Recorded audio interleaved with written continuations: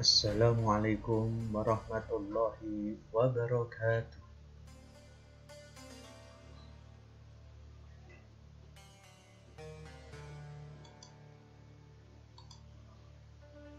Selamat pagi anak-anak semua. Selamat bertemu. Bagaimana kabarnya anak-anak? Alhamdulillahirabbil alamin. Materi yang akan saya sampaikan adalah pada hari ini materi tentang ke-YPN.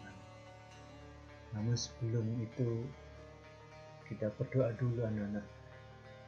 Sebelum kita mulai berdoa sebagai tata krama kita beradab kepada Allah Subhanahu wa Ta'ala untuk kesungguhan kita dalam berdoa, maka kita rapikan dulu baju kita dan kita bersihkan lingkungan sekitar kita. Mengapa demikian anak-anak? Karena Allah itu adalah menyukai orang-orang yang bersih. Allah yuhibbul mutahhirin. Al-Quran surat At-Taubah. Sudah semuanya anak ya? Baiklah, sebelum kita berdoa, mari kita bertawassul. Yang pertama yaitu kepada Nabi besar Muhammad Sallallahu Alaihi Wasallam, pada keluarga beliau, Kanjeng Nabi Muhammad, pada keturunan beliau dan para ahli bait. Yang kedua, kita tujukan kepada para sahabat, tabi'in, ulama dan orang alim, para aulia, syuhada, wassolihin. Dan yang ketiga kepada para guru-guru kita, khususnya pendiri JPM, yaitu Kiai Haji Munir Hasyim Latif. Dan yang berikutnya kita tawassul kepada kedua orang tua kita. Dan yang berikutnya adalah kepada atas hajat kita ini untuk mencari ilmu, supaya kita senantiasa diberikan oleh Allah ilmu yang bermanfaat dan senantiasa diridai oleh Allah Subhanahu wa Ta'ala. Liridai Nabi syafaati Rasulullah Muhammadin sallallahu alaihi wasallam. Sa'ulillahi lahumul Fatihah. A'udzu billahi minasyaitonir rajim. Bismillahirrahmanirrahim. Alhamdulillahi rabbil alamin. مالك يوم الدين إياك نعبد وإياك نستعين اهدنا الصراط المستقيم صراط الذين أنعمت عليهم غير المغضوب عليهم ولا الضالين رب اغفر لي ولوالدي والمسلمين آمين. Kita baca sama-sama anak doa awal belajar ini, dan coba nanti diikuti kita bersama-sama ya. Bismillahirrahmanirrahim. Allahumma salli ala Sayyidina Muhammadin wa ala ali Sayyidina Muhammad. Alhamdulillahi Rabbil alamin. Allahumma ya man huwa fi ilmihi muhit, wa ya man huwa fi majdihi munir, wa ya man huwa fi mutfihi sarif. Ya Hannan ya Mannan, akrimna binuril fahmi, wa akhrijna min dhulumatil wahmi, warzuqna fahman nabiyyin wa hifdal mursalin, وإلهام الملائكة المقربين برحمتك يا أرحم الراحمين. وصلى الله على سيدنا محمد وعلى آله وصحبه وسلم. الحمد لله رب العالمين.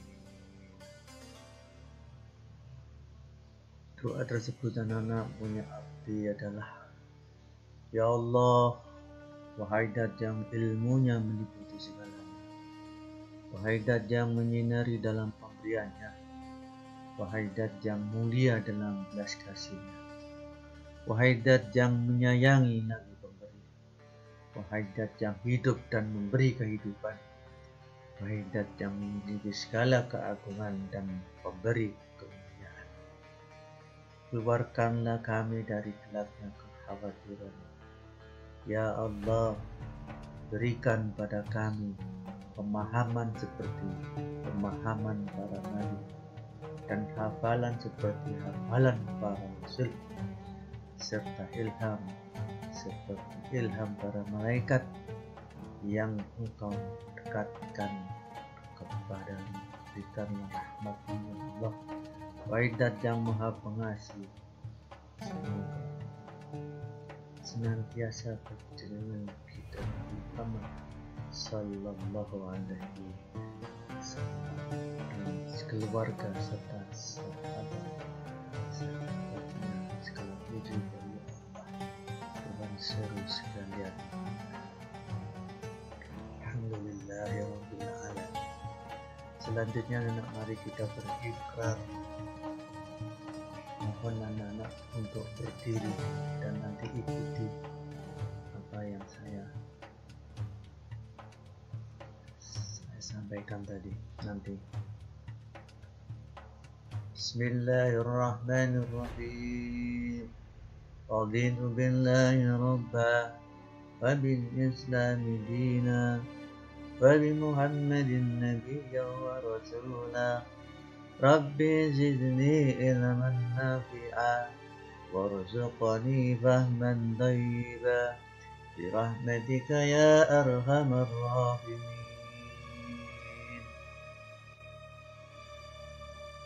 Dalam doa tadi anak-anak yang punya arti, kami ridho Allah sebagai Tuhan dan Islam sebagai agamaku dan Nabi Muhammad sebagai Nabi dan Rasul. Ya Allah, tambahkanlah kepadaku ilmu yang bermanfaat dan berikanlah kepadaku pengertian, pemahaman yang anak-anakku yang saya cintai dan saya banggakan. Saya ucapkan selamat bagi anak-anakku yang telah menjadi keluarga besar di UPN. Maka anak-anak, ada yang tahu? Siapa yang tahu kepanjangan dari UPN? Coba angkat tangan yang sudah mengerti tentang kepanjangan dari UPN. Ya,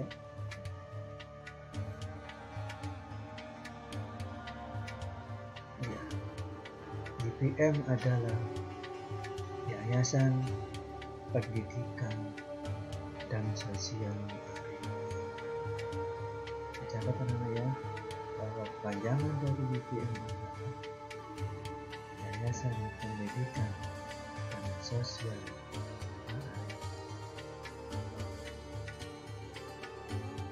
Agar anak-anak mengetahui dan memahami yang menjadi tujuan YPM dalam mendidik anak-anak sini, maka marilah kita menyanyikan bersama himne YPM dan coba anak-anak nanti ingat hal-hal penting dalam himne YPM tersebut.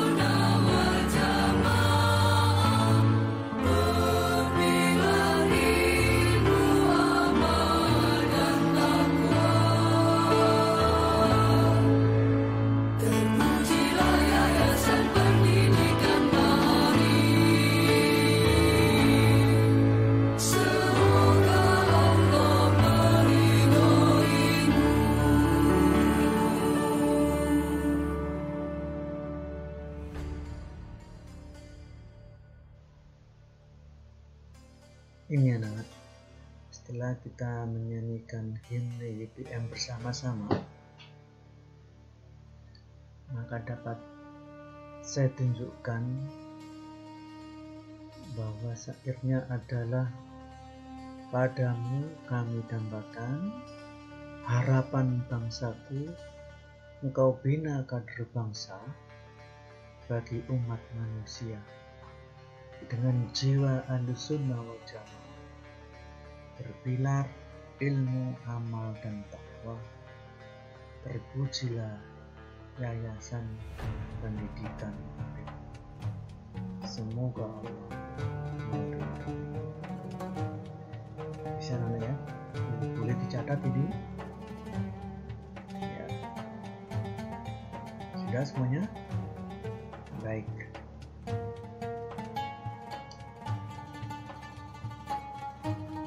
Sekarang coba perhatikan ini. Saya akan bertanya dan coba lanjutkan kalimat saya. YPM menjadi lanjutannya. Betul, YPM menjadi harapan. Kemudian yang kedua, YPM membina. Betul, YPM membina kader. Untuk apa nama? Betul, untuk umat manusia. YPM membina untuk berjiwa Ahlussunnah wal Jamaah, berpilar berpilar pada apa? Ilmu, amal dan takwa. Itu namanya.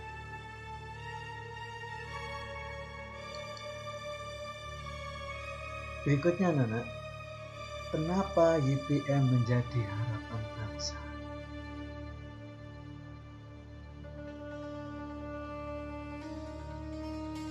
Kita sudah mengetahui bahwa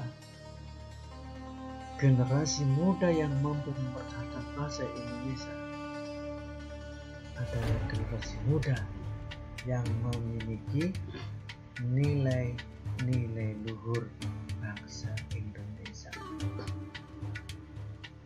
Apa saja yang termasuk nilai-nilai luhur bangsa Indonesia? Yang pertama adalah peduli pada sesama. Ini sesuai dengan lirik bina kader bangsa untuk umat manusia. Dan apabila kita hubungkan dengan nilai-nilai utama di YPM, yang antara lain adalah jadi yang nilai-nilai utama pada YPM itu ada beberapa macam. Yang pertama adalah nilai khairun nasi anfa'uhum linnas. Apa artinya? Artinya adalah sebaik-baik manusia adalah yang paling bermanfaat bagi orang lain. Itu adalah sebuah hadis yang diriwayatkan oleh atau khairun nasi anfa'uhum linnas. Bagaimana telah dicontohkan dalam kisah Rasulullah Sallallahu Alaihi Wasallam dengan seorang pembesar. Tolong diperhatikan kisah Nabi ini.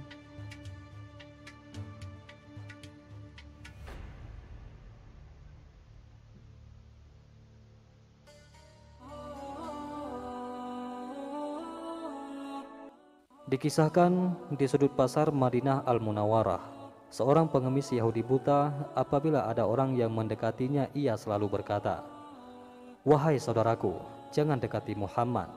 Dia itu orang gila, dia itu pembohong, dia itu tukang sihir. Apabila kalian mendekatinya, kalian akan dipengaruhinya." Hari demi hari pengemis Yahudi buta itu selalu mencela Rasulullah. Kejadian itu terus berlangsung di pojok pasar Madinah. Sebagai nabi yang diberi wahyu, Rasulullah tentu tahu apa yang dilakukan pengemis Yahudi buta itu. Setiap pagi Rasulullah Shallallahu Alaihi Wasallam mendatanginya dengan membawa makanan, dan tanpa berkata sepatah kata pun, Rasulullah menyuapi makanan yang dibawanya kepada pengemis itu. Saat Rasulullah menyuapinya, si pengemis Yahudi itu tetap berpesan agar tidak mendekati orang yang bernama Muhammad. Rasulullah Shallallahu Alaihi Wasallam menyuapi pengemis Yahudi itu hingga menjelang beliau wafat. Setelah kewafatan Rasulullah, tidak ada lagi orang yang membawakan makanan kepada pengemis Yahudi buta itu.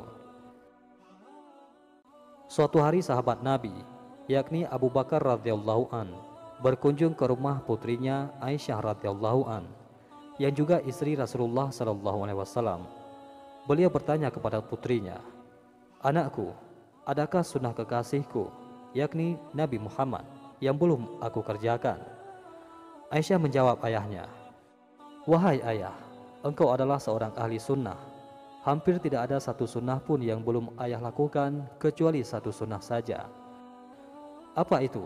tanya Abu Bakar radhiyallahu an. Setiap pagi Rasulullah Shallallahu Alaihi Wasallam selalu pergi ke ujung pasar dengan membawakan makanan untuk seorang pengemis Yahudi buta yang berada di sana, kata Siti Aisyah. Keesokan harinya, Abu Bakar pergi ke pasar dengan membawa makanan untuk diberikannya kepada pengemis itu. Abu Bakar mendatangi pengemis itu dan memberikan makanan itu kepadanya. Ketika Abu Bakar mulai menyuapinya, si pengemis marah sambil berteriak, "Siapakah kamu?" Abu Bakar menjawab, "Aku orang biasa." "Bukan, engkau bukan orang yang biasa mendatangiku," jawab si pengemis buta itu. "Apabila ia datang kepadaku, tangan ini tidak susah memegang dan mulut ini tidak susah untuk mengunyah. Orang yang biasa mendatangiku itu selalu menyuapiku, tapi terlebih dahulu dihaluskannya makanan itu, setelah itu ia berikan kepadaku," kata pengemis itu melanjutkan perkataannya. Abu Bakar tidak dapat menahan air matanya. Ia menangis sambil berkata kepada pengemis itu, "Aku memang bukan orang yang biasa datang kepadamu. Aku adalah salah seorang dari sahabatnya. Orang yang mulia itu telah tiada. Ia adalah Muhammad Rasulullah Sallallahu Alaihi Wasallam." Setelah pengemis itu mendengar cerita Abu Bakar, ia pun menangis sedih dan kemudian berkata, "Benarkah demikian? Selama ini aku selalu menghinanya, memfitnahnya. Ia tidak pernah memarahiku sedikit pun. Ia mendatangiku dengan membawa makanan setiap pagi. Ia begitu mulia." Pengemis Yahudi buta itu akhirnya bersyahadat di depan Abu Bakar radhiyallahu anhu. Demikianlah kisah Rasulullah Sallallahu Alaihi Wasallam dengan pengemis Yahudi buta. Nabi Muhammad Sallallahu Alaihi Wasallam mengajarkan kepada kita betapa kelembutan akhlak dan budi pekerti yang baik dapat mendatangkan kebaikan kepada orang lain. Setelah kita melihat video tadi, anak-anak, bahwa video tadi menerangkan, mengkisahkan dari kisah Nabi Muhammad Sallallahu Alaihi Wasallam, dapat kita ambil hikmah akhlak Rasulullah Sallallahu Alaihi Wasallam. Meski pada orang yang berbuat jelek sekali, tapi Rasulullah dapat memberikan manfaat kepadanya. Anak-anakku yang saya cintai, di lingkungan JPM ada beberapa kegiatan yang sangat dianjurkan agar kita selalu memberikan manfaat untuk sesama. Apa itu, anak-anak? Yang pertama adalah gerakan no plastik atau zero plastik. Jadi JPM ini punya gerakan yang disebut dengan gerakan no plastik. No plastik, no berarti tidak. Plastik ya plastik, berarti no plastik, tidak menggunakan plastik bahan untuk apa saja, tempatnya tidak boleh, atau zero plastik. Jadi selama anak-anak di dalam komplek sekolah dilarang untuk menggunakan bahan dari plastik, bahan dari plastik yang habis pakai, misalnya bungkus makanan, botol air mineral, kita diusahakan atau tidak memakai itu. Wala tufsidu fil ardi ba'da islahiyah. Ini dasarnya nama. Dasarnya adalah Al-Quran surat Al-A'raf. Wala tufsidu fil ardi ba'da islahiyah. Dan janganlah kamu membuat kerusakan di muka sesudah Allah memperbaikinya. Kemudian la dhoror wala diror, la dhoror wala diror, tidak diperbolehkan menyiksa diri sendiri dan menimbulkan kesengsaraan terhadap orang lain. Hadis yang saya baca tadi, hadis yang diriwayatkan oleh Ibnu Majah, la dharara wala dirara, tidak diperbolehkan menyengsarakan diri sendiri dan menimbulkan kesengsaraan terhadap orang lain. Pertanyaannya, apa manfaatnya untuk sesama? Baik, nanti ditulis di kertas dan nanti dikumpulkan ya. Kemudian berikutnya adalah gerakan pembersihan lingkungan. Ada beberapa bentuk anak-anak untuk membersihkan lingkungan, yaitu pembersihan sungai. Yang kedua bisa pembersihan masjid atau musola, pembersihan selokan dan lain-lain sebagainya.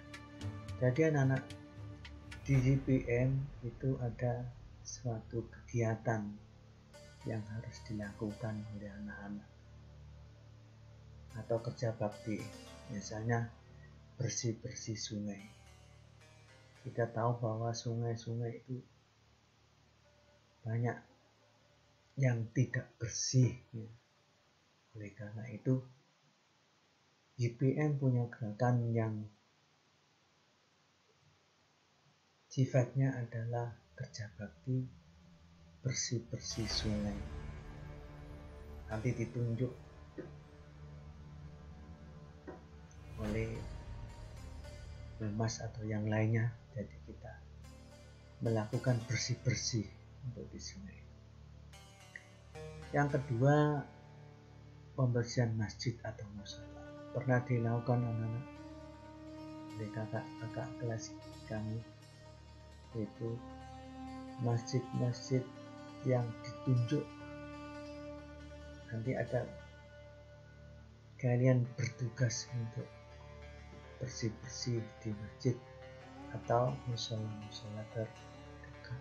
Kemudian juga ada bersih-bersih di selokan atau yang lain-lain. Yang ketiga, anak-anak, nilai-nilai yang dilakukan oleh YPM adalah gerakan penghijauan. Qala Rasulullah sallallahu alaihi wasallam, ma min muslimin yalbisu ghursan aw yajra'u zar'an fayakulu minhu tayru aw insanun au bahimatun illa kana lahu bihi shadaqah.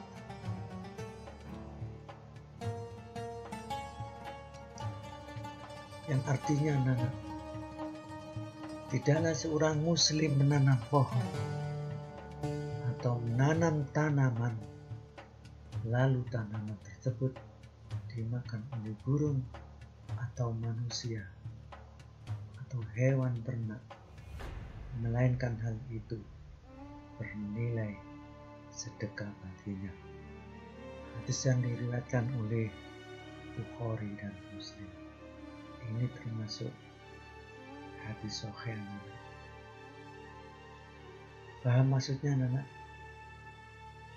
Maksudnya adalah jika ada seorang muslim yang menanam pohon atau menanam tanaman, lalu tanaman itu atau pohon itu dimanfaatkan oleh hewan-hewan yang lain, misalnya menanam kacang atau dimakan oleh burung, tadi dimakan oleh manusia atau lain-lain sebagainya, itu adalah bernilai sedekah bagi orang yang menanamkan. Itu maksudnya. Juga tempatnya hijau, bisa hijau, bangunannya hijau, manfaat bagi manusia. Tanya lagi anak, apa manfaat dari penghijauan? Coba kamu tulis di bukumu, apa manfaat penghijauan? Nanti kamu tulis di buku lembaran, kemudian dikumpul. Saya ini tanyanya, apa manfaat dari penghijauan itu? Anak-anak yang saya cintai dan saya banggakan, tadi sudah disebutkan nilai utama yang pertama, dan nilai utama yang kedua di JPM adalah may yuridillahu bihi khairan wa yufaqihu fiddin. May yuridillahu bihi khairan yufaqihu fiddin.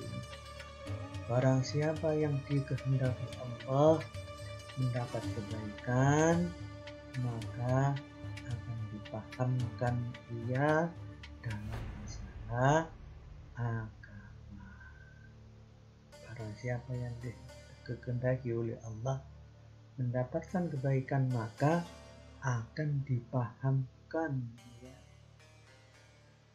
dalam masalah agama. Ini sebuah hadis anak-anak yang diriwayatkan oleh Bukhari. Anak-anakku yang saya cintai, jadi ada nilai utama yang pertama, kemudian dengan nilai utama yang kedua ini. Hal ini sesuai dengan diri ini, yaitu dengan jiwa al-sunnah wal jamaah, pilar ilmu, amal, dan takwa. Kegiatan yang dilakukan ini dari ciri-ciri ini adalah satu,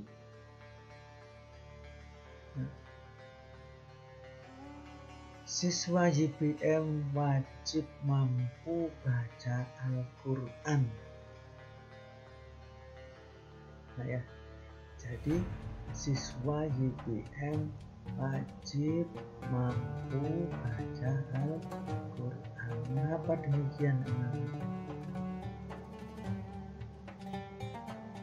Al-Quran adalah yang akan menyelamatkan di dunia dan menyelamatkan di akhirat.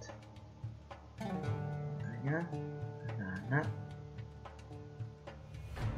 diharuskan diharuskan bisa membaca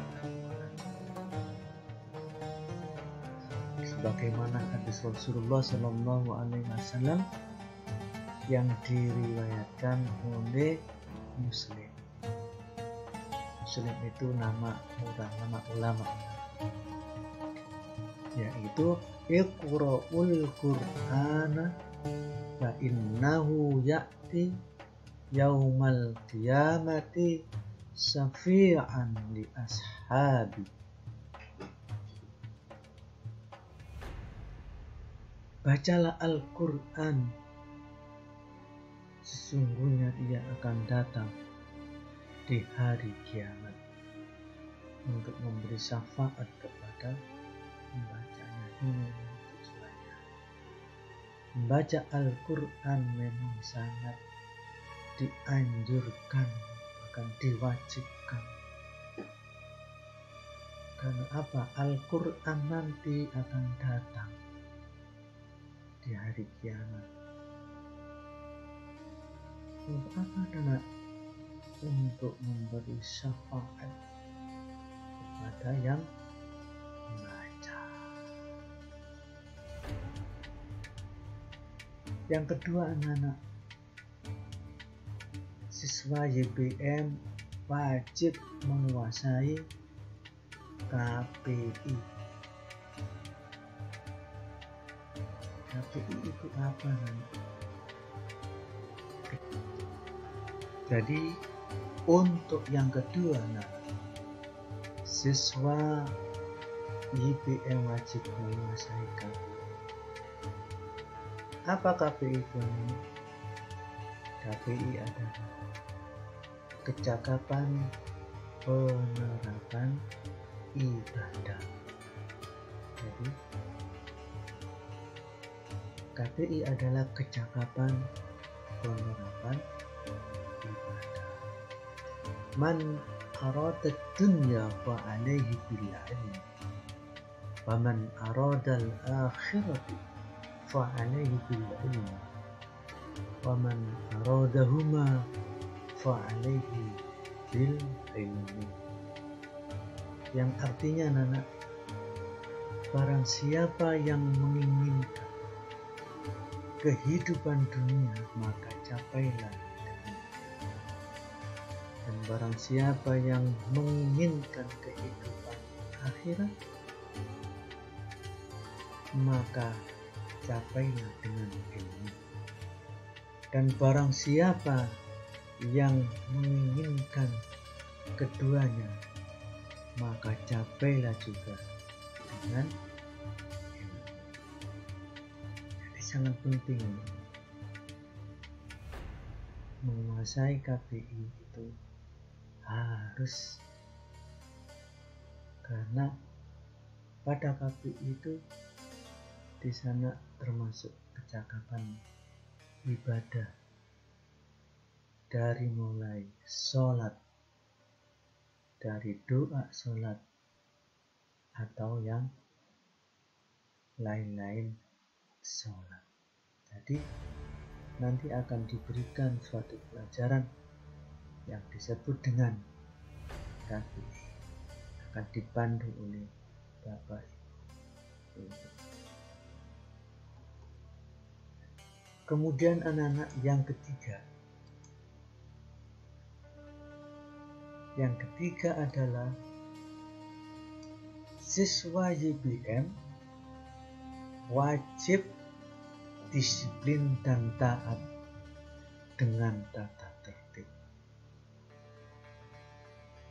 Siswa YBM wajib disiplin dan taat terhadap tata tertib. Ya ayyuhal insan innaka kadihun ila rabbika kadhan famulaki.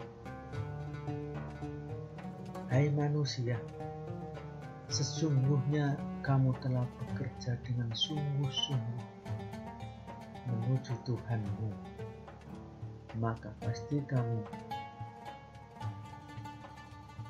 akan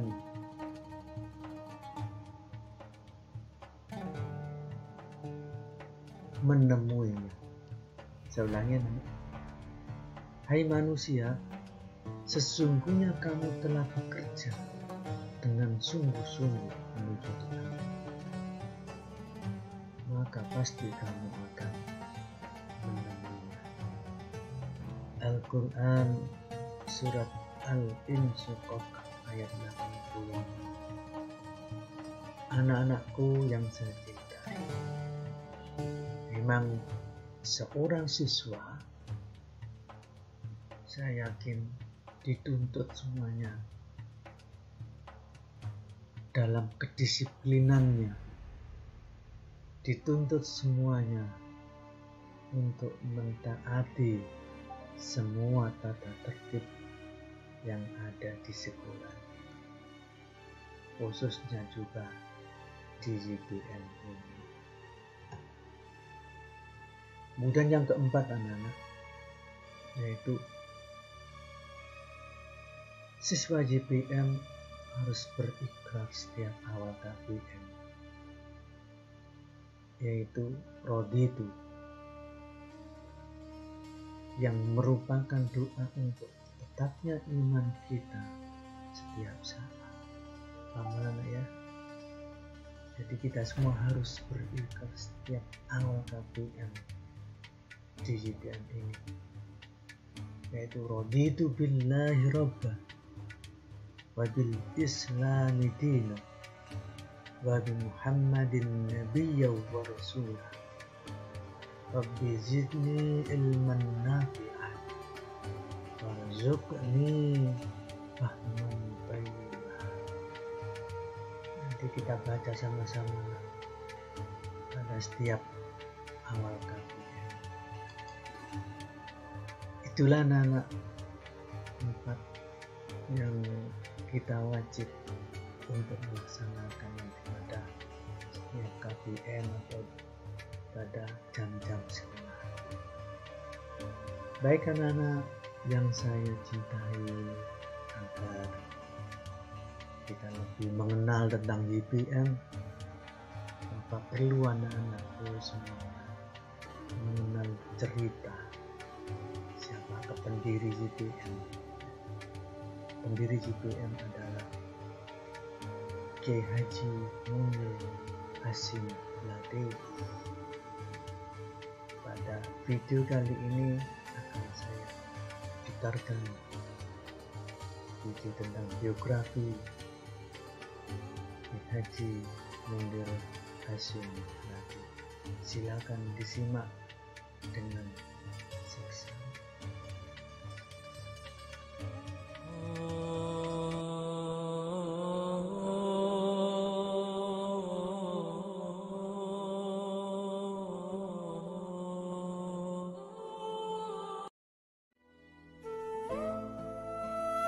Kiai Haji Munir Hasim Latif dilahirkan di Jombang pada tahun 1928. Beliau merupakan putra keempat dari 8 bersaudara. Sejak usia 8 tahun, beliau sudah menjalani kehidupan sehari-harinya di pondok pesantren Seblak Tebuireng Jombang, yang pada waktu itu diasuh oleh Kiai Haji Mahfud dan sekaligus menjadi santri dari pendiri NU, yakni Kiai Haji Hasyim Asy'ari. Di kehidupannya di pondok pesantren, Kiai Haji Munir Hasim Latif waktu kecil sudah banyak menerima ilmu-ilmu keagamaan. Penerapan ilmu keagamaan dalam kehidupan harian pondok pesantren seperti sholat 5 waktu yang selalu tepat waktu di masjid, saling gotong royong, dan bahu-membahu di antara semua masyarakat yang ada di pesantren. Kebiasaan sehari-harinya seperti merawat ternak, merawat sawah, juga melengkapi dan memperbaiki fasilitas pondok dan desa. Selain itu, setiap santri saling bekerja sama untuk bisa memenuhi kebutuhan harian seperti bergiliran untuk memasak, sebab santri pada zaman itu hanya membawa bekal beras untuk digunakan selama tinggal di pondok pesantren. Hingga pada usia 15 tahun, beliau dipercaya menjadi lurah pondok yang bertanggung jawab terhadap ketertiban, kebersihan, pembinaan, dan keamanan pondok, sekaligus ikut membantu mengajar santri-santri muda. Hari berganti hari, bulan berganti bulan, tahun berganti tahun. hingga akhirnya sudah 8 tahun Kiai Haji Munir Hasim Latif menimba ilmu di lingkungan Pondok Pesantren Tebu Ireng hingga usia 16 tahun. Pada tahun 1944, Kiai Haji Munir Hasim Latif yang waktu itu masih berusia sekitar 16 tahun sudah diberikan kepercayaan untuk mewakili kabupaten dalam rangka mengikuti pelatihan militer se-Indonesia yang diselenggarakan di Jawa Barat. Dengan usia yang relatif masih sangat muda, waktu itu beliau mampu untuk menunjukkan bahwa segala sesuatunya harus disikapi dengan disiplin yang tinggi. Sikap patuh dan taat terhadap aturan yang diberlakukan selama di pondok pesantren telah membawanya kepada pembentukan karakter yang lebih matang dan mandiri. Pada usianya yang sudah menginjak 17 tahun, Kiai Haji Munir Hasim Latif melatih kemiliteran kepada pemuda-pemuda Jombang untuk membentuk sikap ketegasan dan percaya diri bahwa bangsa Indonesia bukanlah bangsa yang terus-menerus bisa dijajah oleh bangsa asing. Rasa peduli sosial yang tinggi yang diiringi dengan sikap tanggung jawab yang besar dan selalu kerja keras yang ditunjukkan oleh Kiai Haji Munir Hasim Latif telah membuka pikiran dan kesadaran para pemuda lainnya untuk ikut secara bersama-sama dan bergotong royong untuk membentuk suatu kekuatan dalam membantu melawan penjajah. Dan pada akhirnya terbentuklah pasukan yang menjadi salah satu bagian dari pasukan Hizbullah. Dengan kegigihannya, Kiai Haji Munir Hasim Latif yang waktu itu berusia 20 tahun diberikan kemampuan untuk memimpin Komando Kompi Batalion Munasir dan dikenal dengan sebutan Batalion Condromowo. Kompi Batalion Condromowo di bawah komando Kiai Haji Munir Hasim Latif mempunyai tekad dan semangat yang tinggi dalam perjuangannya membela negara dan bangsa untuk mengusir penjajah dari tanah air. Semangat untuk jihad melawan penjajah ditunjukkan oleh pasukan Condromowo mulai dari Jombang hingga sampai pada pertempuran 10 November di Surabaya. Atas perlindungan dan pertolongan Allah Subhanahu wa taala, Kiai Haji Munir Hasim Latif dan pasukannya diberi kekuatan sehingga selamat dari berbagai kepungan dan gempuran meriam dan tank. Ajaran yang pernah diterima semasa di pondok pesantren membuat Kiai Haji Munir Hasim Latif mempunyai keyakinan tinggi bahwasanya Allah Subhanahu wa taala akan memberikan pertolongan pada hambanya yang sedang berjuang. Kiai Haji Munir Hasim Latif juga sangat aktif di organisasi NU. Hal ini dibuktikannya dengan keikutsertaannya dalam kegiatan-kegiatan ke-NU-an dan pernah menjadi ketua PWNU Jawa Timur untuk periode 1979 hingga 1982. Kemudian pada periode 1984 hingga 1991 menjadi salah satu ketua PBNU. Di masa era Kiai Haji Ahmad Muhammad Hasan Siddiq selaku Rois Suriah dan ketua umumnya adalah Kiai Haji Abdurrahman Wahid.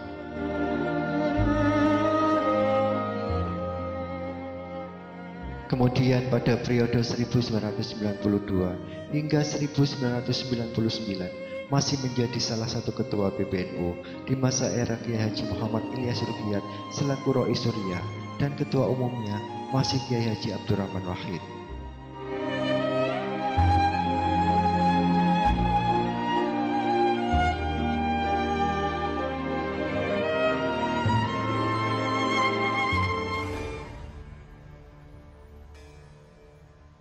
Baik anak-anak, setelah kita melihat video tersebut, maka pada biografi Kiai Haji Munir Hasim Latif sebagai pendiri YPM memiliki sejarah mulai dari terlibat langsung merebut dan mempertahankan kemerdekaan, utamanya pada Perang 10 November. Anak ya. Jadi pendiri YPM adalah terlibat langsung dalam merebut dan mempertahankan kemerdekaan Indonesia, utamanya pada Perang 10 November. Yang kedua, anak-anak, beliau menjadi pengurus NU mulai dari kabupaten, tingkat provinsi hingga pada tingkat pusat. Tingkat pusat saat itu ketua umumnya adalah Kiai Haji Abdurrahman Presiden RI yang ke kesimpulan anak-anak. Kesimpulan dari KJPM materi ini adalah bahwa JPM memiliki dua nilai utama. Yang pertama adalah khairun nasi anfa'uhum linnas. Jadi sebaik-baik manusia adalah yang paling bermanfaat bagi orang lain. Khairun nasi anfa'uhum linnas. Yang kedua nana, may yuridillahu bihi khairan yufaqihuhu fiddin. Barang siapa yang dikehendaki Allah mendapatkan kebaikan, akan dipahamkan ia dalam masalah. Di dua nilai itu anak-anak yang menjadi dua nilai utama dari JPM. Ingat-ingat anak-anak ya. Kemudian untuk menutup kegiatan kita bersama-sama, marilah kita lantunkan sholawat tibbil qulub. Kita sama-sama untuk melantunkan sholawat tersebut. Kita berterima kasih kepada Rasulullah dan terima kasih kepada Allah telah dijadikan kita semua untuk menjadikan Rasulullah. Mari nanti kita bersama-sama sholawat tibbil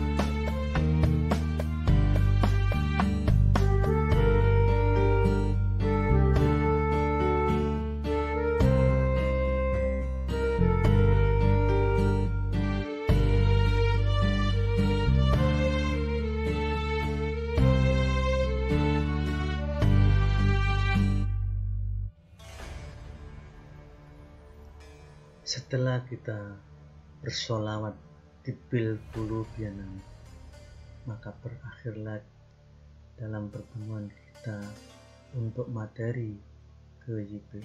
Mudah-mudahan senantiasa kita semua ilmu yang kita pelajari ini senantiasa mendapatkan ridha dari Allah Subhanahu wa Ta'ala. Untuk itu anak-anak, mari kita berdoa sebagai doa penutup pada akhir belajar kita. Ikuti anak-anak ya, kita berdoa bersama-sama. Bismillahirrahmanirrahim. Allahumma salli ala Sayyidina Muhammadin wa ala ali Sayyidina Muhammadin walhamdulillahi rabbil alamin. Allahumma inni astaudi'uka ma annamtanihi fardutu ilayya inda hajati ilaihi wa la tunsini ya rabbal alamin. Sallallahu ala sayyidina Muhammad wa ala alihi wa sahbihi wa sallam walhamdulillahi rabbil alamin. Akhirul kalam billahi taufiq wal hidayah. Assalamualaikum warahmatullahi wabarakatuh.